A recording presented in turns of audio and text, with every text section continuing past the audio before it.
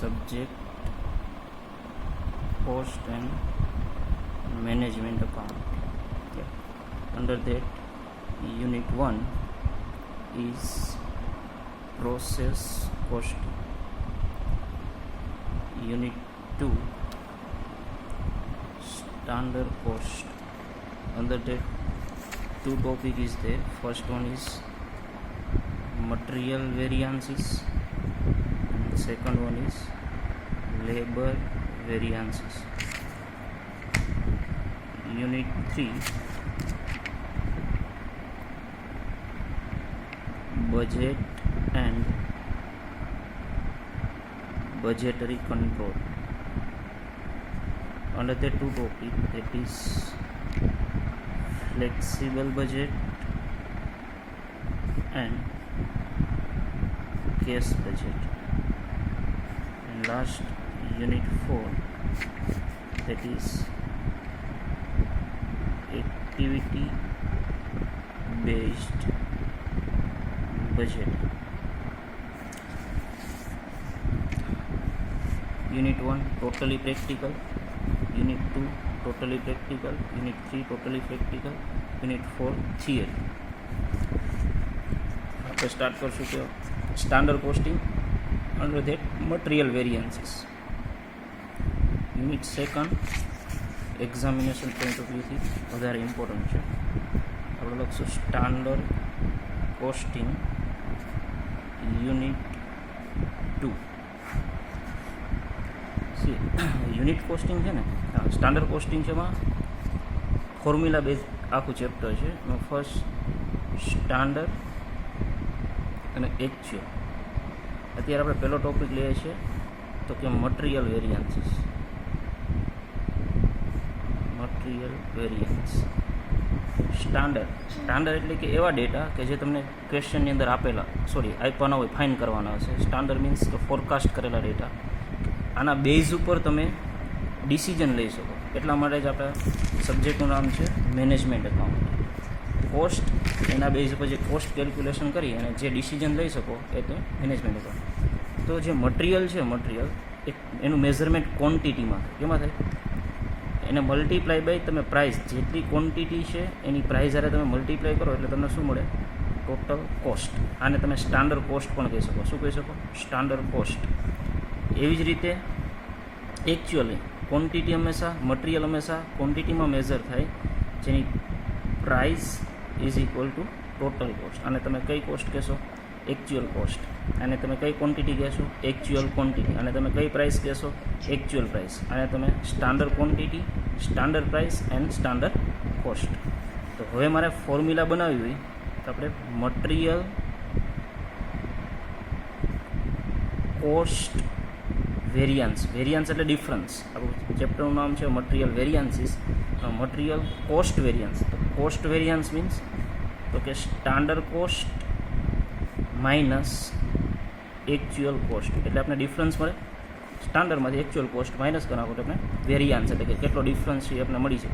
પણ આપણે formula base લખવાનું. આ તમારો થિયરિટિકલ કોન્સેપ્ટ છે.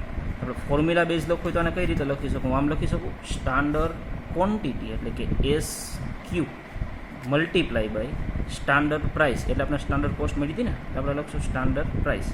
ક્લિયર? અહીંયા ભૂલ થવી ન જાય, મલ્ટીપ્લિકેશનની સાઇન છે વચ્ચે. Minus AQ actual quantity multiply by actual price. આ તમારી પહેલી ફોર્મ્યુલા બની ગઈ. તમારે કંઈ યાદ રાખવાની, ગોખવાની જરૂર નથી. સેકન્ડ ફોર્મ્યુલા મટીરિયલ P એટલે કે પ્રાઇસ વેરિયન્સ. અહીંયા P એટલે પ્રાઇસનો ડિફરન્સ. એટલે આપણે કઈ રીતે લખવાની, આ ગોખવાની નથી. જોજો, હંમેશા સ્ટાન્ડર્ડમાંથી એકચ્યુઅલ માઇનસ થાય. એટલે કે standard price minus actual price. In bracket price છે ને, તો બહાર તમારે ક્વોન્ટિટી લખવાની, અને બ્રેકેટની બહાર ક્વોન્ટિટી હોય ને એટલે એકચ્યુઅલ. આ તમારી ફોર્મ્યુલા બની ગઈ. પ્રાઇસનો ડિફરન્સ, ઇન બ્રેકેટ પ્રાઇસ છે તો બહાર શું લખવું આપણે? ક્વોન્ટિટી. અને ક્વોન્ટિટી હંમેશા કેવી છે? એકચ્યુઅલ. ત્યાર પછી થર્ડ ફોર્મ્યુલા છે આપણી મટીરિયલ યુસેજ વેરિયન્સ. યુસેજ એટલે ક્વોન્ટિટીનો ડિફરન્સ. કેનો? ક્વોન્ટિટી. એટલે કે standard quantity minus actual quantity. In bracket શું છે? Quantity. Standard quantity, actual quantity. આ બેનો ડિફરન્સ. ઇન બ્રેકેટ ક્વોન્ટિટી છે તો બહાર શું લખશું આપણે? પ્રાઇસ. અને પ્રાઇસ બહાર હશે તો સ્ટાન્ડર્ડ. ક્લિયર? ત્યાર પછી છે મટીરિયલ મિક્સ વેરિયન્સ. આ વેરિયન્સ ત્યારે જ મળશે કે જ્યારે તમારી પાસે અહીંયા એક કરતાં વધારે ક્વોન્ટિટીનું કોમ્બિનેશન હોય. ફોર એક્ઝામ્પલ, મટીરિયલ એ આટલું, મટીરિયલ બી આટલું. ક્લિયર? એ જ રીતે મટીરિયલ એ આટલું, મટીરિયલ બી આટલું. આનો જે ટોટલ છે, ખાસ યાદ રાખજો, ટોટલ સ્ટાન્ડર્ડ ક્વોન્ટિટી અને ટોટલ એકચ્યુઅલ ક્વોન્ટિટી, આ બેનો ટોટલ અલગ અલગ હોય અને એક કરતાં વધારે ક્વોન્ટિટી હોય ને ત્યારે જ આ વેરિયન્સ ફાઇન્ડ કરવાનો, બાકી આ વેરિયન્સ ફાઇન્ડ કરવાનો. મટીરિયલ કોસ્ટ વેરિયન્સની ફોર્મ્યુલા છે revise standard quantity minus actual quantity. Revise standard quantity એટલે કે આપણે બનાવેલી ફરી પાછી, એની એક ફોર્મ્યુલા છે બીજી, વેર RSQ. આની અંદર RSQ આપણે ફાઇન્ડ કરવું હોય તો કઈ રીતે કરશું? Total actual quantity upon total standard quantity multiply by standard quantity of one material. આનો મિનિંગ શું? તો કે ટોટલ એકચ્યુઅલ ક્વોન્ટિટીનો ટોટલ આ લેવાનો, એને divided by total standard quantity, એટલે કે આ એને multiply by standard quantity of one material. કોઈ પણ એક મટીરિયલની સ્ટાન્ડર્ડ ક્વોન્ટિટી, એક વખત એની લેવાની, એક વખત બીની લેવાની, ત્યારે આપણે રિવાઇઝ સ્ટાન્ડર્ડ ક્વોન્ટિટી મળે. હવે જો અહીંયા રિવાઇઝ સ્ટાન્ડર્ડ ક્વોન્ટિટી મળી ગઈ, એકચ્યુઅલ ક્વોન્ટિટી ઓલરેડી આપણી પાસે હશે જ અહીંયા, એમાંથી માઇનસ કરી નાખશો એટલે તમને ડિફરન્સ મળશે. ઇન બ્રેકેટ શું છે? ક્વોન્ટિટી. મેં તમને કીધું બ્રેકેટમાં ક્વોન્ટિટી, તો બાર હંમેશા સ્ટાન્ડર્ડ પ્રાઇસ. એટલે કેટલી ફોર્મ્યુલા થાય? 1 2 3 4. હવે જ્યારે તમે મટીરિયલ મિક્સ વેરિયન્સ ફાઇન્ડ કરો ને ત્યારે તમારે material sub usage variance find કરવો. તો કે material sub usage variance. Material sub usage વેરિયન્સની ફોર્મ્યુલા કંઈક આવી જ છે, divide standard quantity minus standard quantity in bracket quantity છે બાર પ્રાઇસ હંમેશા સ્ટાન્ડર્ડ. અને last material YIELD yield variance. Yield means પ્રોડક્શનમાં વેરિયન્સ. આની ફોર્મ્યુલા કંઈક અલગ જ છે.